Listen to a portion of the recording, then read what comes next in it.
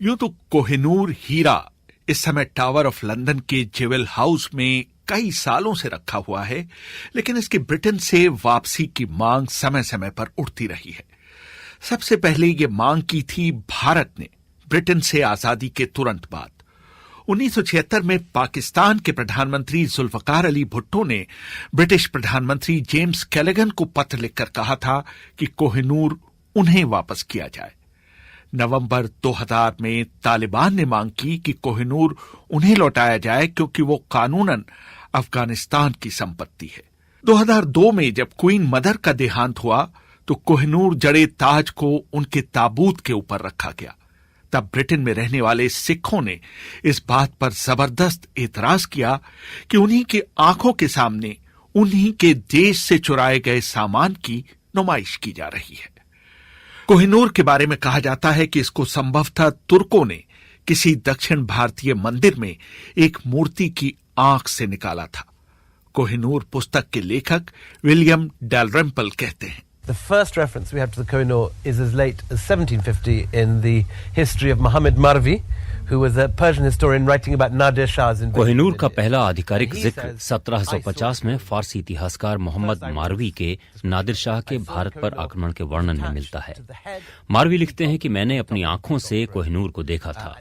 वो उस समय तख्ते ताऊस के ऊपरी हिस्से में जड़ा हुआ था, जिसे नादिर शाह दिल्ली से लूटकर हेरात ले गया था। कोहिनूर मुर्गी के अंडे के बराबर था और जिसके बारे में कहा जाता था कि उसे बेचकर पूरी दुनिया के लोगों को 2.5 दिन तक खाना खिलाया जा सकता था। तख्ते ताऊस को बनाने में ताजमहल से दोगुना धन लगा था। बाद में कोहिनूर को तख्ते ताऊस से निकाल लिया गया था ताकि नादिर शाह इसे अपनी बाह में बांध सके। नादिर शाह ने करनाल के पास अपने 1.5 लाख सैनिकों की सेना की बदौलत मुगल बादशाह मोहम्मद शाह रंगीले की 10 लाख लोगों की सेना को हराया था। दिल्ली पहुंचने पर नादिर शाह ने ऐसा कत्लेआम करवाया जिसके उदाहरण इतिहास में बहुत कम मिलते हैं। मशहूर इतिहासकार विलियम फ्लोर एक लेख में लिखते हैं, जैसे ही नादिर शाह के 40,000 सैनिक दिल्ली में घुसे, अनाज के दाम आसमान पर चले गए। जब नादिर शाह के सैनिकों ने मोल भाव करना चाहा तो उनमें और दुकानदारों में झड़प शुरू हो गई और लोगों ने सैनिकों पर हमला करना शुरू कर दिया। दोपहर तक 900 फारसी सैनिक मारे जा चुके थे। तब नादिर शाह ने दिल्ली की आबादी के कत्लेआम का आदेश दिया। कत्लेआम सुबह 9 बजे शुरू हुआ। सबसे ज्यादा लोग लाल किला, चांदनी चौक, दरीबा और जामा मस्जिद के आसपास मारे गए। कुल मिलाकर 30,000 लोगों का कत्ल हुआ। मोहम्मद शाह के सेनापति निजामुल मुल्क बिना पगड़ी के नादिर शाह के सामने गए और उसके सामने घुटनों के बल बैठकर कहा कि दिल्ली के लोगों से बदला लेने की बजाय वो उनसे अपना बदला ले। नादिर शाह ने इस शर्त पर कत्लेआम रुकवाया कि उनके दिल्ली छोड़ने से पहले वो उनको 100 करोड़ रुपए देंगे। अगले कुछ दिनों तक निजाम ने अपने ही राजधानी को लूटकर नादिर शाह को वो धन चुकाया। संक्षेप में एक क्षण में 348 सालों में मुगलों की जमा की हुई दौलत का मालिक कोई दूसरा हो गया। विलियम डॉलरेम्पल और अनीता आनंद ने कोहिनूर का इतिहास खंगालने में बहुत मेहनत की है। I started by talking to all the experts on Mughals gems and gemologists and diamond history. And I rapidly became aware that there was a मैंने मुगल रत्नों के विशेषज्ञों से बातचीत कर अपने शोध की शुरुआत की। उनमें से अधिकतर की राय थी कि कोहिनूर के इतिहास के बारे में जो आम बातें प्रचलित हैं वो सही नहीं है। नादिर शाह के पास जाने के बाद ही कोहिनूर पर पहली बार लोगों का ध्यान गया। थियो मेटकाफ लिखते हैं कि दरबार की एक नर्तकी नूरबाई ने नादिर शाह से मुखबिरी की कि मोहम्मद शाह ने अपनी पगड़ी में कोहिनूर को छिपा रखा है। नादिर शाह ने फौरन मोहम्मद शाह से कहा, आइए दोस्ती की खातिर हम अपनी पगड़ियां आपस में बदल लें। इस तरह कोहिनूर नादिर शाह के हाथ में आया। जब उसने पहली बार कोहिनूर को देखा तो देखता ही रह गया। दिल्ली की लूट अफगानिस्तान ले जाने का बहुत दिलचस्प बयान फारसी इतिहासकार मोहम्मद काजिम मारवी ने अपनी किताब आलम आरा ये नादरी में लिखा है। दिल्ली में 57 दिनों तक रहने के बाद 16 मई 1739 को नादिर शाह ने अपने देश का रुख किया। अपने साथ वो पीढ़ियों से जुटाई गई मुगलों की सारी दौलत ले गया। उसकी सबसे बड़ी लूट थी तख्ते ताऊस, जिसमें अभी तक कोहिनूर और तैमूर की रूबी जड़े हुए थे। लूटे गए सारे खजाने को 700 हाथियों, 4,000 ऊंटों और 17,000 घोड़ों पर लादकर हेरात के लिए रवाना किया गया। जब पूरी सेना चेनाब के पुल पर से गुजरी तो हर सैनिक की तलाशी ली गई। कई सिपाहियों ने हीरे जवाहरात जब्त किए जाने के डर से उन्हें जमीन में गाड़ दिया, कुछ ने तो उन्हें नदी में फेंक दिया, इस उम्मीद में कि बाद में आकर वो उन्हें नदी की तली से उठाकर वापस ले जाएंगे। नादिर शाह के पास भी कोहिनूर बहुत दिनों तक नहीं रह पाया। उसकी हत्या के बाद यह हीरा उसके अफगान अंगरक्षक अहमद शाह अब्दाली के पास आया और कई हाथों से होते हुए 1813 में महाराजा रणजीत सिंह के पास पहुंचा। 1839 में रणजीत सिंह की मृत्यु हो गई। कड़े सत्ता संघर्ष के बाद 1843 में 5 वर्षीय दलीप सिंह को पंजाब का राजा बनाया गया, लेकिन दूसरे एंग्लो सिख युद्ध में अंग्रेजों की जीत के बाद उनके साम्राज्य और कोहिनूर पर अंग्रेजों का कब्जा हो गया। दिलीप सिंह को उनकी मां से अलग कर एक अंग्रेज दंपत्ति के साथ रहने के लिए फतेहगढ़ किले भेज दिया गया और लॉर्ड डलहौजी ने कोहिनूर को महारानी विक्टोरिया को पानी के जहाज से भेजने का फैसला किया। उस जहाज को रास्ते में कई परेशानियों का सामना करना पड़ा। कोहिनूर पुस्तक की सह लेखिका अनीता आनंद बताती हैं। वो शिप में जब लोड किया गया था, क्रू को नहीं पता था कि वो क्या कैरी कर रहे थे इंग्लैंड। खाली 3 शख्स को पता था कि ये एक कोहिनूर है हमारे मौजूद। जब ये शिप जिसका नाम था मेडिया, जब ये लॉन्च किया गया था, मेरे ख्याल में 1-2 हफ्ते के लिए कोई प्रॉब्लम नहीं था, पर फिर थोड़े से लोग बीमार हो गए थे, फिर और बीमार हो गए थे और फिर कॉलरा फैल गया था शिप पर कैप्टन जिनका नाम था लॉकियर, उसने कहा क्रू को कि कोई चिंता ना करो, मॉरिशस आ रहा है, बस हम मॉरिशस में हम दवाई लेंगे, पानी मिलेगा, खाना मिलेगा, सब कुछ ठीक हो जाएगा।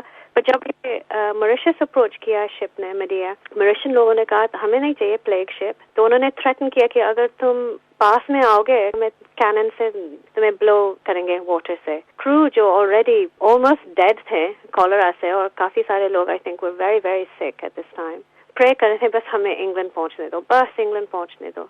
और फिर उनको ना एक इतनी बड़ी टाइफून मिली, it almost broke the ship in half. When they arrived in England, फिर उनको पता चला कि कोहिनूर थी उनकी जो कार्गो। फिर उनको लगा कि हाँ शायद कोहिनूर की वाकई में थोड़े से डार्क पावर्स होंगे।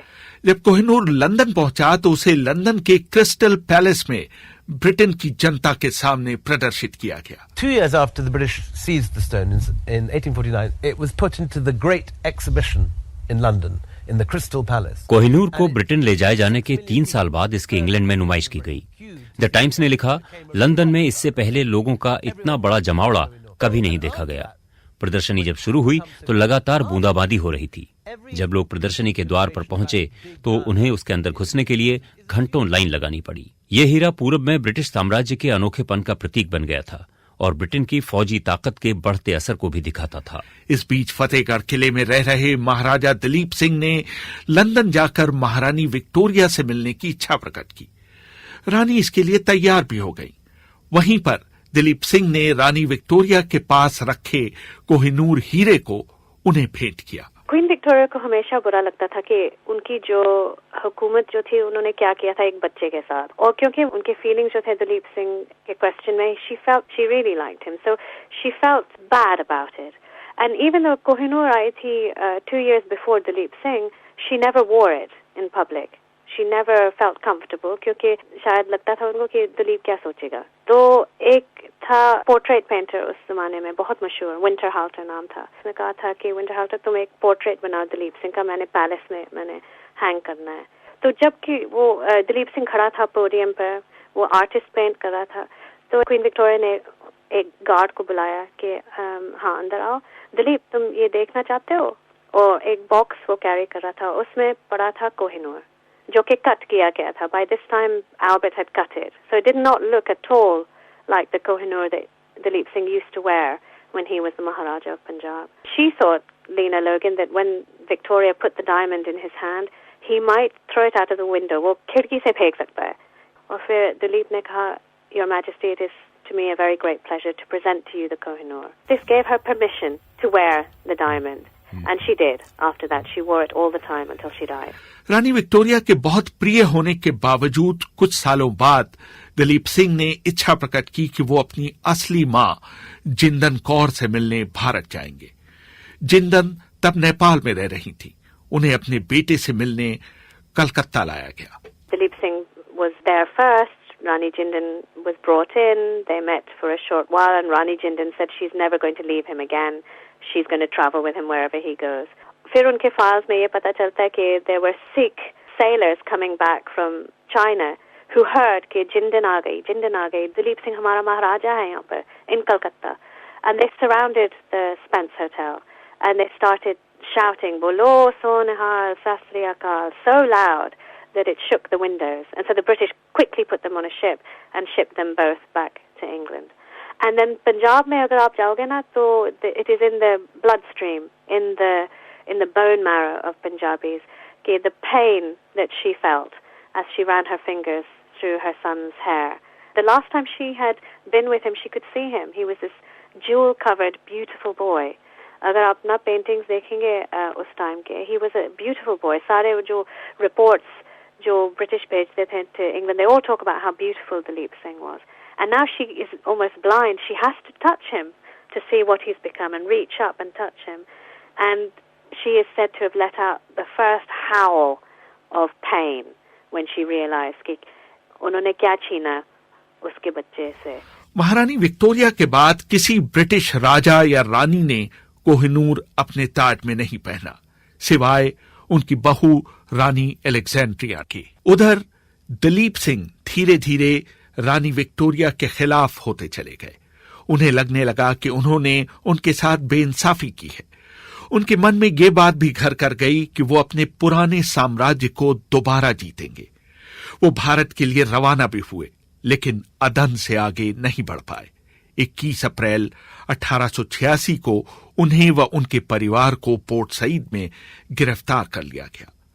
बाद में उन्हें छोड़ा गया, लेकिन उनका सब कुछ छीन लिया गया।